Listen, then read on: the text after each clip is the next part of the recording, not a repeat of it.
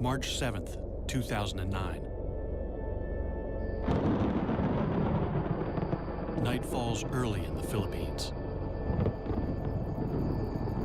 This is the Agusan Marsh, home to thousands of crocodiles. Nighttime hunters that share the marsh with people.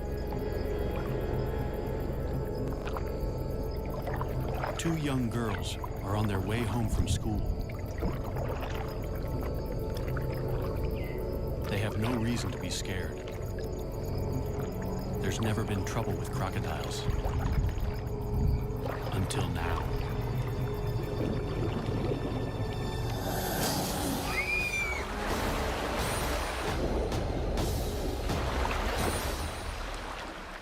Only one girl survives. Hindi mabuti. Noong unang araw, We used to see them, but they didn't attack anybody. hindi kanya. Attacking people, that's recent. Ngayon lang yung nangyari na mayroong inatake. Something has changed in the Agusan Marsh. A crocodile has gone rogue. And those who've lived to tell the tale say it's an absolute giant. A 6-meter monster, unlike anything ever seen in the swamp before. And they want it caught.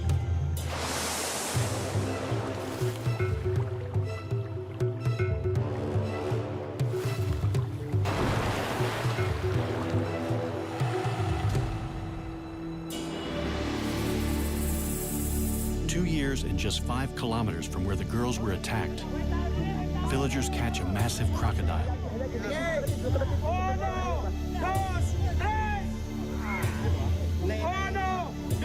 They hope it's the killer.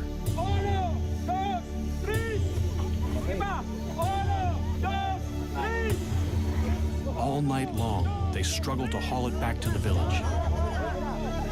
It's alive. It still wants to fight. It's clearly an exceptional animal. But the real question is, have they just caught the largest croc on record? And will that finally bring an end to 2 years of terror? The Agusan Marsh lies on the island of Mindanao in the southern Philippines. It's an almost pristine wetland the size of the city of Chicago. At the southern end lies Lake Mihaba. The enormous network of lakes, rivers, and marshland is an ideal habitat for crocodiles. People live here for the same reason as the crocs. The fishing is good. Some build their houses floating right on the water.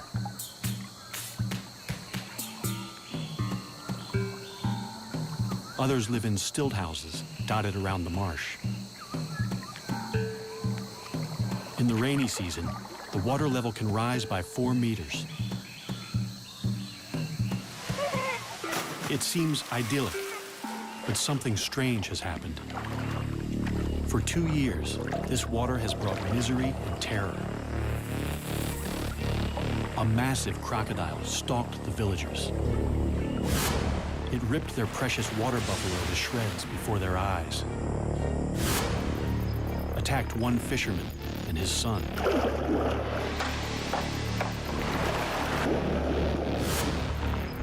And snatched another man from his boat to eat him alive.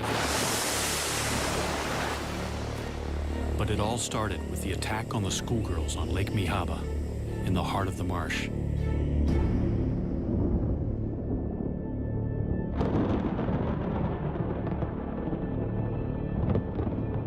It's 6 o'clock, already nightfall.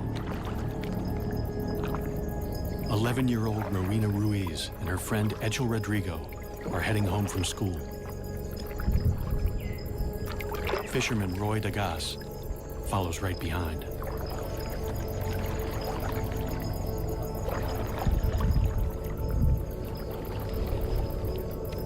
None of them knows that they're being watched by a crocodile about to start a killing spree.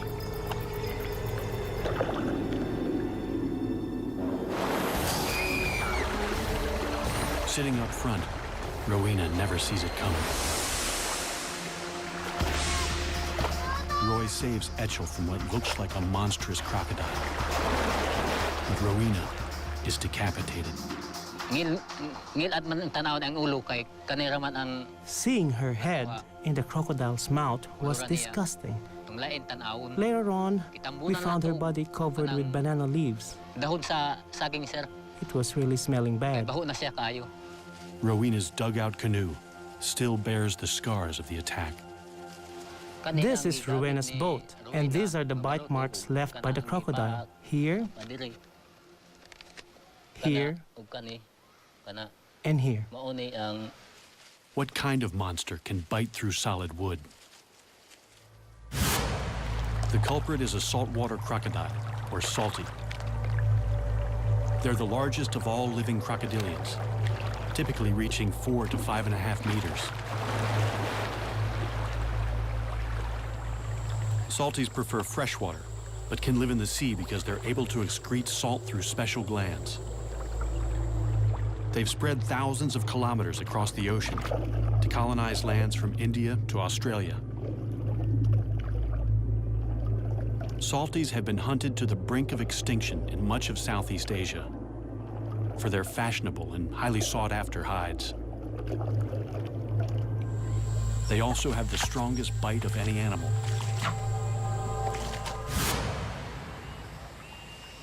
The Agusan Marsh is one of the last strongholds of salties in the Philippines. Since 1994, the crocodiles here are fully protected. Killing one could land you 12 years in prison. The tables have turned.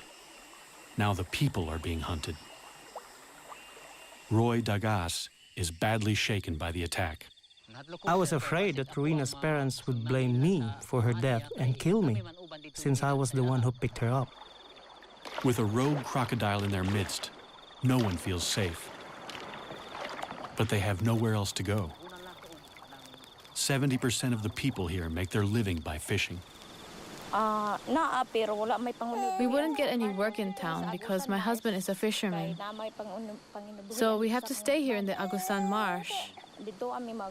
We have no choice but to stay here. The people who live in the marsh are mostly an ethnic minority known as the Manobo.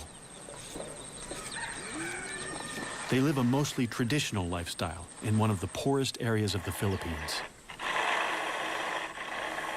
Completely dependent on the marsh for their livelihood. After years of peaceful coexistence, people here suddenly live in fear of crocodiles. We stay inside most of the time because we are scared. We only go outside when Roy is around. We used to see them, but they didn't attack anybody. Attacking people, that's recent. Because the crocodiles are strictly protected, the villagers can't hunt the croc down until the government issues a permit. Meanwhile, children go to school, and the men still have to go out fishing to feed their families.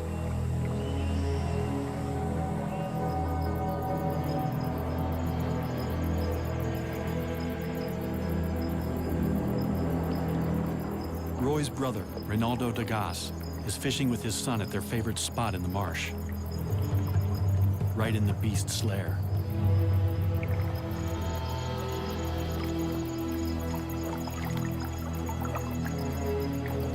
Fishing from the low-sided canoe, they're sitting ducks when the monster croc attacks.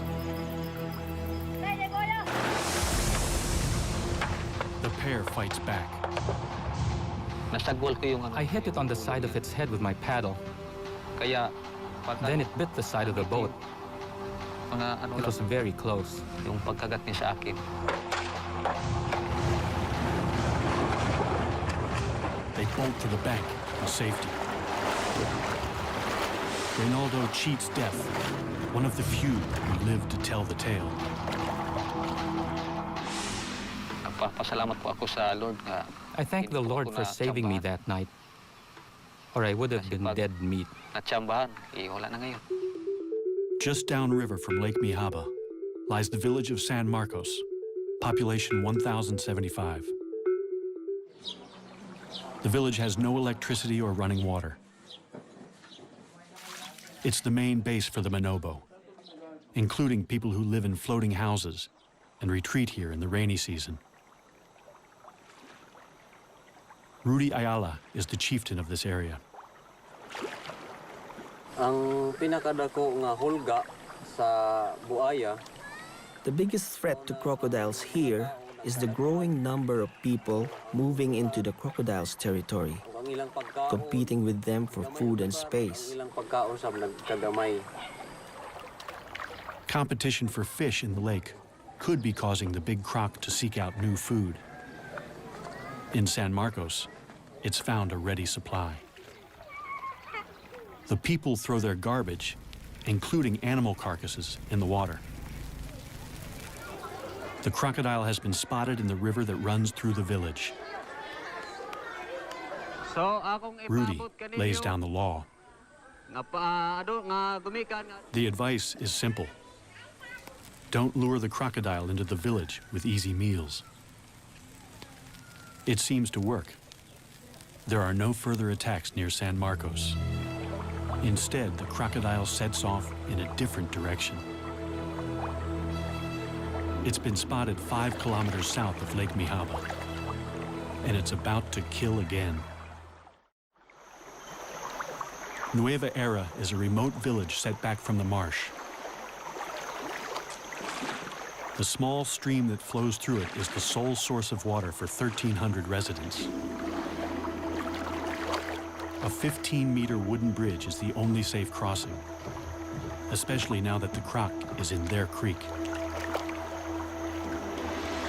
It's a long way from home, having swum through a network of rivers and creeks to reach the village from Lake Mihaba.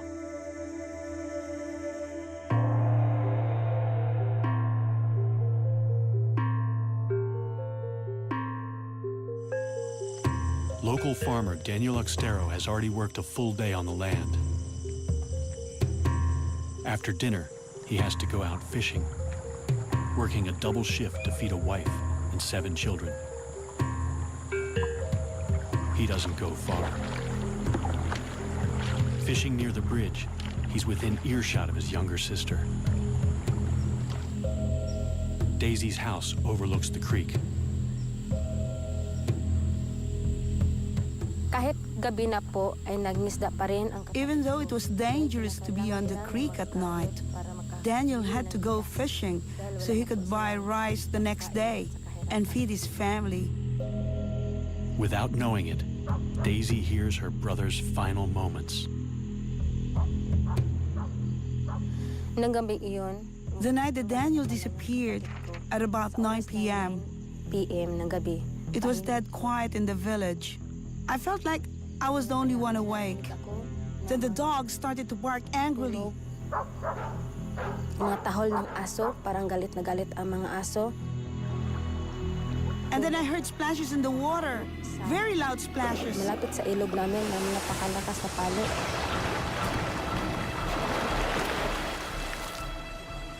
Papunta na I ako was terrified, so I went to bed. natakot. At kinaumagahan, The next morning, sa amin, One of our relatives came to tell me that Daniel had gone missing. Daniel na hindi nakauwi. Despite repeated attempts to find his body, all that was ever found of Daniel was his boat and his hat.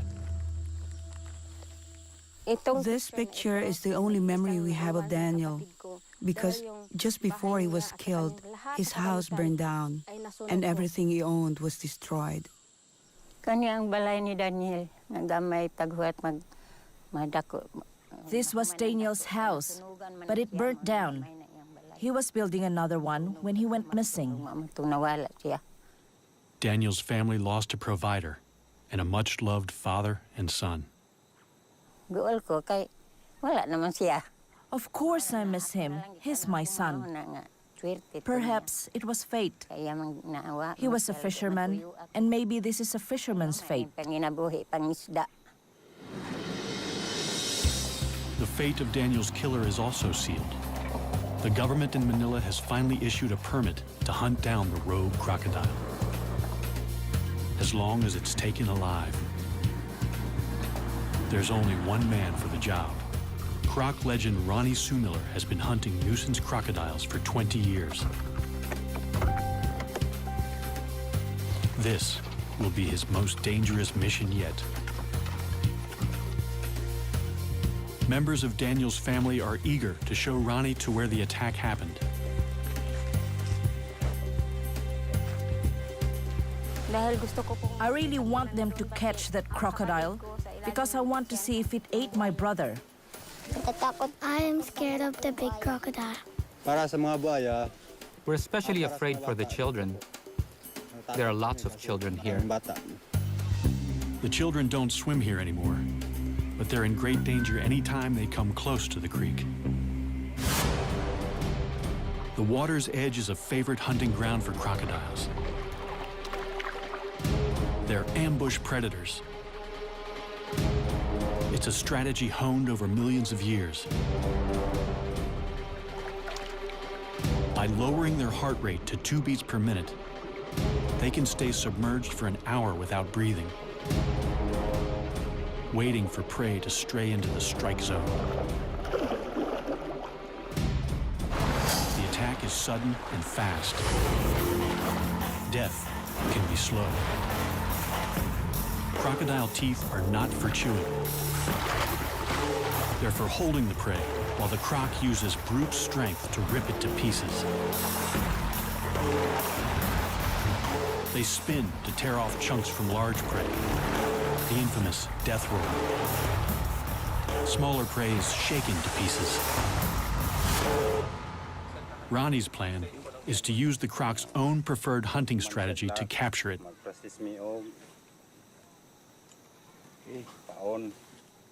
A morsel of chicken suspended just above the water is an irresistible lure.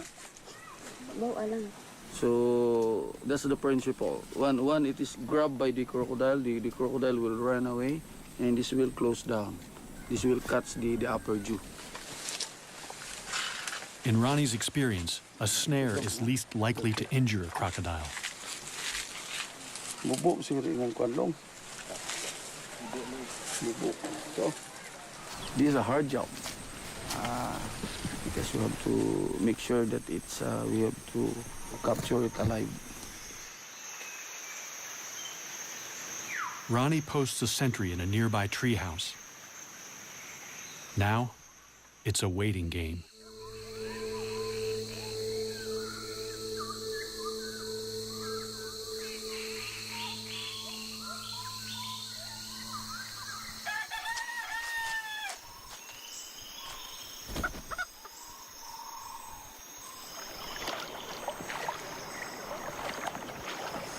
In the morning, the bait is gone and the trap is torn. A crocodile has done the impossible, snapped the steel cable, and escaped. The cable snapped. I think we're dealing with a much bigger crocodile than we expected. Ronnie sets more traps.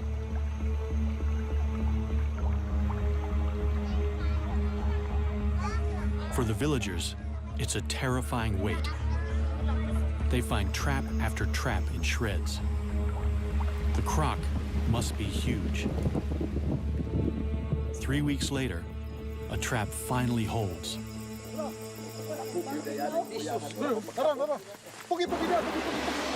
This time, they've got it.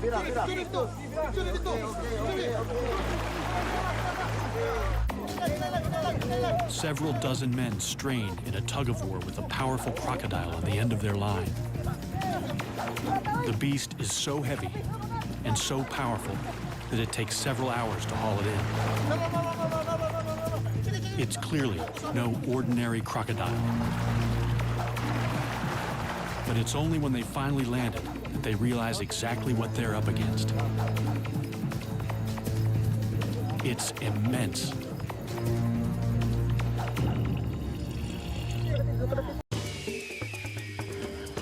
This show was created for you and your family to watch together.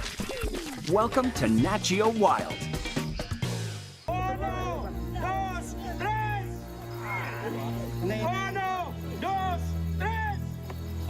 60 people work all night to drag the beast 1.5 kilometers back to the village.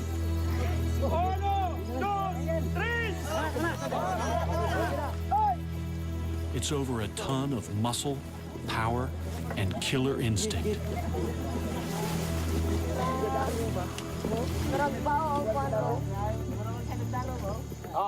As word spreads that they've caught the killer, more and more jubilant onlookers flock to the creek.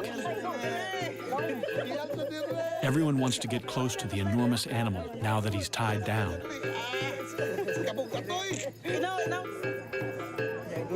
There's plenty of fight left in the croc.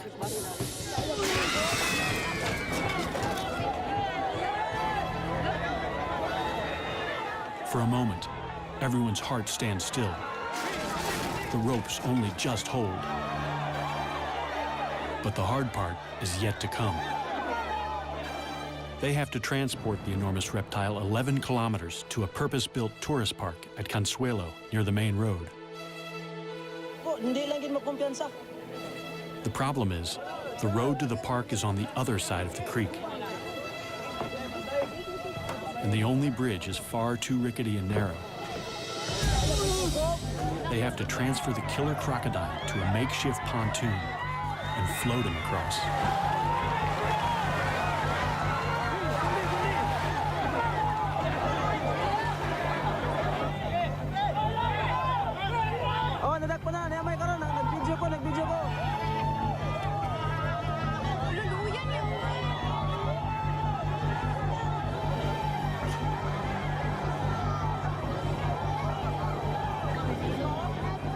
Finally, after they struggle for 24 hours, victory.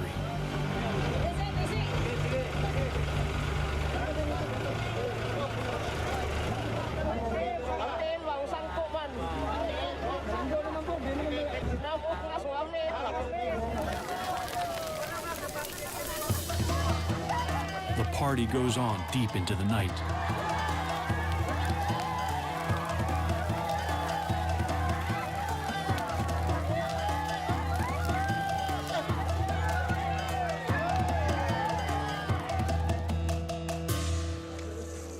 Morning finds the monster the star attraction at the Echo Park. Its pond was initially going to be a swimming pool for children. It's clearly a male. He weighs more than 1,040 kilos. Female salties rarely exceed 160 kilos and grow no more than 4 meters. This guy looks to be over 6. They call him Lolong. Lolong could get them into the Guinness Book of Records. They finally get a good look at him, but the villagers have second thoughts about whether this is the killer croc. That's not the right one, is it? No, it's too small. In the cold light of day, they say that no matter how big he is, he's just too small to be the killer.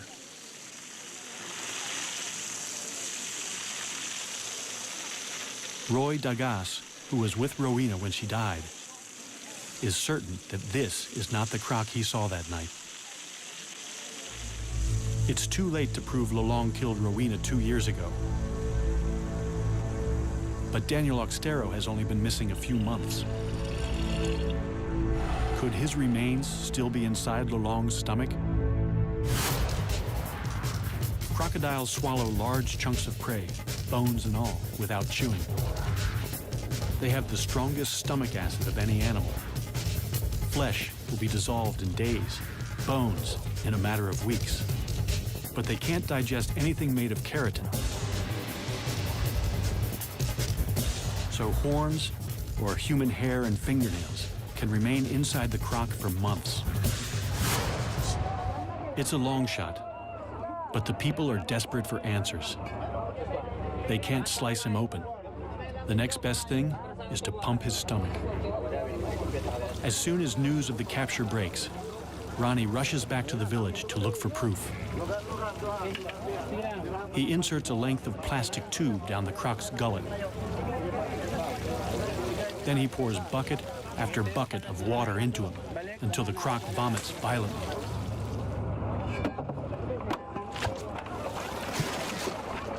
Ronnie doesn't find any human remains. The stomach pumping is inconclusive. It's possible they didn't get everything out, or that Lolong had coughed up a hairball before they caught him. It's also possible that another giant crocodile killed Daniel, and that it's still out there. Life is returning to normal on the island of Mindanao, but it's not safe to go back in the water. Giant crocodile sightings continue even after the capture of the monster croc Lolong. Ronnie Sumiller is called back for duty. I am going back to capture the big crocodile, bigger than Lolong, because the villagers are endangered. Lolong could have taken to the creeks because a more aggressive male chased him out of the lake. It's a frightening prospect. The first place to look is Lake Mihaba in the heart of the marsh. Agusan's crocs are notoriously shy, so the best chance of finding it is at night. We are going to Lake Mihaba to spotlight and hopefully to see large crocodiles. With a local guide, he ventures into the crocodile's world at the most dangerous time. Every attack so far has occurred at night. It's dangerous to do this in this lake because of the presence of the large crocodile. But using flashlight, normally they will not attack. They're not alone. There are hundreds of crocodiles all around them. One of them could be the giant killer. In this lake, it could be 2 or 3 large crocodiles. Could be as large as Lolong, maybe 20 feet. They see lots of smaller crocs.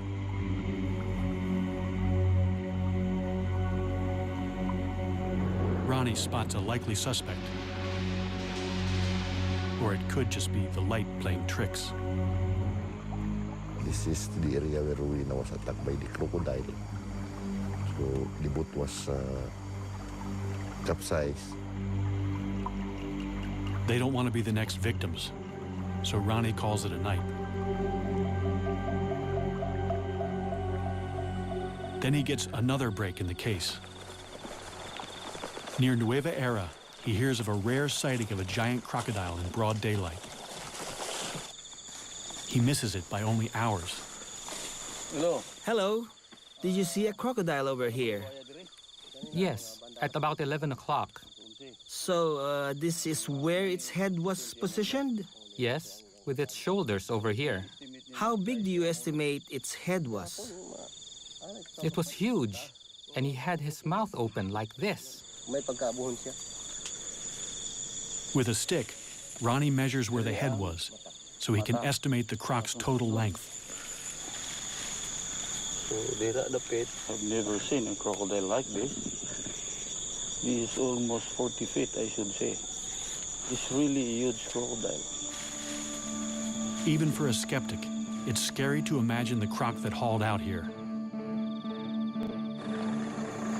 Then Ronnie discovers that this is not the first time that someone has reported a 12-meter croc around Nueva Era. A few months ago, Javar Abdul saw a colossal crocodile take down his prize water buffalo, or carabao. Imagine the croc that could take down one of these. A fully grown carabao weighs almost 500 kilos. Losing an animal like this is like losing a tractor. They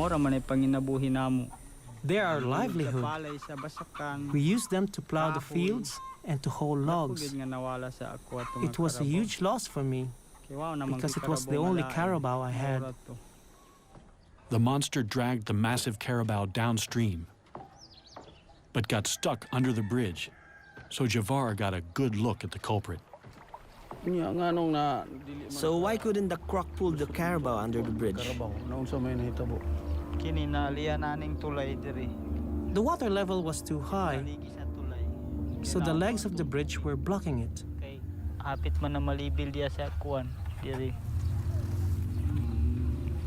And how many crocodiles were there? Two. Two? Were they different sizes? Yes, a big one and a smaller one. Then he drops a bombshell. The smaller one was Lolong. How big do you estimate the big one was? I estimate more or less from that point over there to the far side of the bridge. Okay, let's measure that. Instead of one giant croc chasing another out of Lake Mihaba, it seems two giant crocs were feeding together. And the second one was even bigger than Lolong. Wow! 12 meters, ang taas. Oh, dako gyud nga buhaya kay 12 meters man. Ronnie now has two sightings of a croc even larger than Lolong, the one they captured, and no incriminating material in Lolong's stomach. So another croc could be responsible. Good news. An expert is on his way to measure Lolong and see if he's a contender for the world's largest croc. Dr. Adam Britton is the go-to guy for crocodiles for the Guinness Book of World Records. He certified the current record holder only a few months ago. At 5.5 meters, Australia's Cassius clay is the world's largest captive crocodile. Lolong could be bigger. Nothing can prepare Adam for what he's about to see. Here we go, Adam. Let's So see this Lolong. is Lolong. Yep. Oh my God. Oh, he's absolutely huge.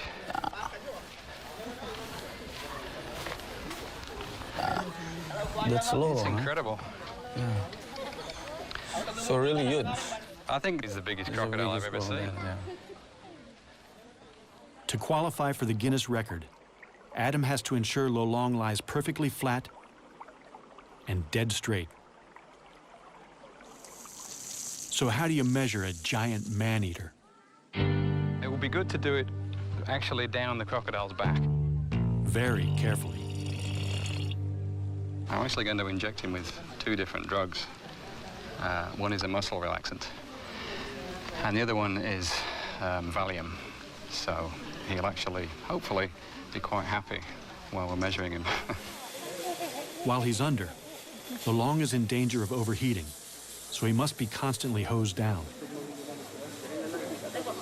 Adam has never sedated a crocodile this big before, and he's not sure how long it will take. But it's a large crocodile, and it's going to take a long time. Relative to how long it normally takes, it's going to take a long time for this drug to actually take effect. First, he has to get the needle into the monster croc. Adam gets dangerously close to the largest salty he's ever seen. So yeah, Ronnie, if you can keep a close eye on him, you see he's got his left legs backwards, so he's still quite relaxed. But look for any signs like he starts to lift himself up or starts to move his head. This is in a relaxed position. That's he's in a relaxed position right now. Yes, I can get out of the way quite easily, and I'm going to go that way if anything happens. Adam has nerves of steel, but Lolong reminds him who's the boss. He felt that.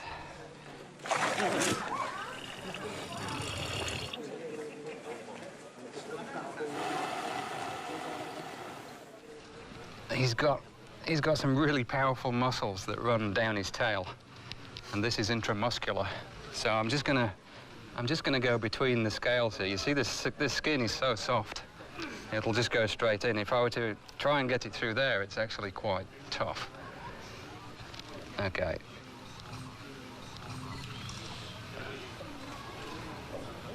Oh.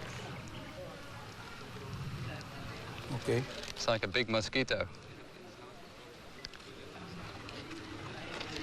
Wow, even that bent the needle. That was simply because he moved his tail. So the power of the muscles in the tail bent the needle while it was inside. 30 minutes later, Lolong is still showing no signs of feeling sleepy.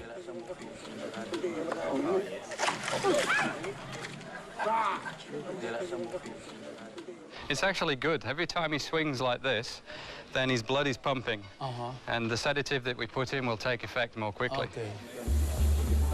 The sedatives are still showing very little effect. But Adam has drugged Lolong as much as he dares. Too much could kill him. They're going to have to shut those massive jaws by force. We have to remember that this crocodile is huge, is enormously heavy, very powerful. Adam can't do it alone. He's going to need some help. We're going to use 6 people for this procedure. He's going to have, by the time we've finished here, he's going to have 2 ropes on his jaws. So one person on either side of his head is going to hold those ropes nice and tight. Then I'm going to jump on the back of his neck and push his head down. This is after I put a towel on his eyes. I'm going to get one person then behind me to help me keep weight on his chest, and then 2 more people on his back legs. And we're going to lift his legs up off the ground so that he doesn't have any leverage with those legs. And he's still going to be stronger than us, really. I mean, he's huge, incredibly powerful, strong crocodile. But it's amazing, when you get on the back of the head, particularly, and you cover the eyes and you put pressure down there, they often give up. They'll just sit there and say, okay, do what you need to do. Fingers crossed, anyway. Ronnie rounds up 5 volunteers. They have to get in the pen with the giant crocodile and sit right on his back. Okay, let's go and test him first and see if that drug is taking any more effect.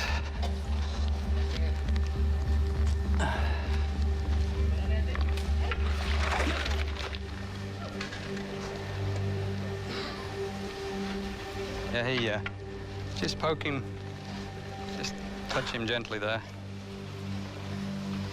You see the way he tried to flick his head then?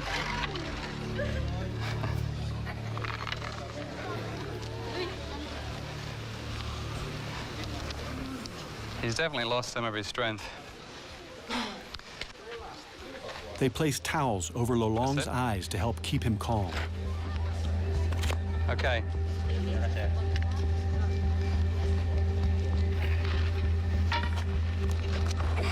Holy mackerel.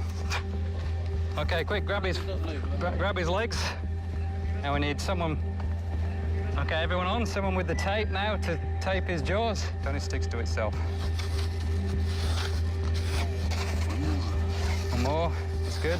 Okay, break him off. Scientists know very little about giant crocodiles. Also, I'll take one off. This is the first time anyone's been able to measure a living croc over 6 meters. Okay, is everyone good? Yep. Okay, good job. I mean, I'm so used to doing this, but everything's scaled up. It's amazing. It's like measuring a dinosaur. It's just, it's amazing. I'm not used to this. 84. 84, what was the name? 84, that's the interorbital. Okay, Adam takes this rare chance to make detailed measurements. 255, it's actually 496. What do you say? 450? Finally, yeah, okay, 450, the one exactly. everyone's waiting for. Now for the moment of truth. Dr. Adam Britton is going to measure snout to tip along the curve of Lolong's body. Yeah, that's good, yep. All right, just make sure this goes straight down the middle again. This is the one that has to be.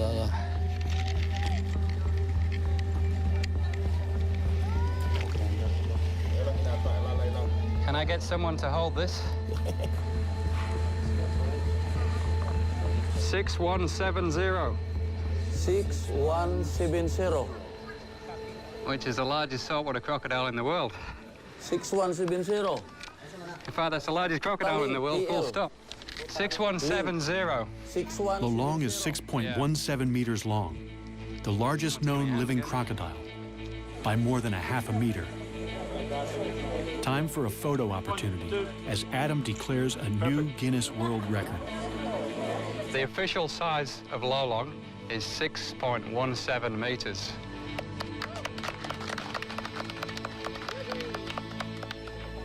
I'll give him a round of applause for that. That's very impressive. How did Lolong get so big? Adam thinks he was born to it, and that he could have big brothers with the same giant crocodile DNA. As with humans, nurture is just as important as nature. Crocs grow most when they're young, but any stress inhibits growth. Only 1 or 2 siblings in a clutch reach their full potential. In his formative years, Lolong must have had plenty of food and few competitors. There were also far fewer people in the marsh to stress him out with their outboards and dynamite. Adam has what he's come for, but getting off again is almost as hard. Everyone from the back will go backwards, all the way backwards, straight off. You last? Yes. And then I will come off and I will take the towel off. So what you need to do now is cut this rope, cut this tape, sorry. Everyone ready to go back? Go. Backwards. Keep going. Keep going. You too. Yeah. Okay, now you can. While Lolong is still a bit groggy, Adam can't resist the temptation to get his first really close look at the business end of a 6-meter croc. This is probably the most powerful set of jaws in the world, with teeth that'll make a meal of anything unfortunate enough to get too close. One thing that's interesting with these big crocs is the size and the shape of the head varies a lot. Lolong's is quite wide, so it's actually very interesting. He's got all these incredible gnarly ridges all the way down the front of his snout. But you look at his head and it's so flat and wide. Oh, and now he's opening his eyes to look at me. So, well, if he's looking at me, I'm going to move a little bit further out of range. So a saltwater crocodile has got the strongest bite of any animal, without question, and particularly Lolong. I mean, this will be, if we were to measure this bite, he would be the strongest that had ever been measured. It's quite amazing.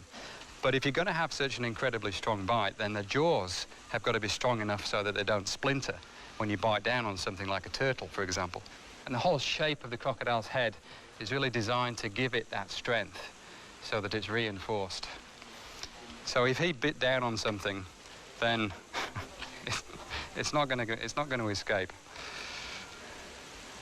Which reminds me, I better step back before I actually test this myself. Lolong is now officially the world's largest crocodile. His newfound fame is a massive boon to the community's tiny economy. In just the first few months, he brings in over $11,000 from tourists. There's a thriving cottage industry of Lolong-related goods. Their once mortal enemy has become a source of pride. However, there is still no proof that Lo Long killed anyone. The attacks probably started because more and more people are moving into the crocodile's territory. And crocs are smart. Once they're onto an easy meal ticket, they'll keep coming back. There have been no more deaths since Lo Long's capture. Still, the rumors of another giant croc won't go away. And after Adam and Ronnie go home, the people of the Agusan Marsh will still be living with thousands of crocs just meters from their houses. They've caught the world's largest crocodile, and they have a pen ready for his bigger brother. No matter what the experts say, the people believe that the real killer is still out there.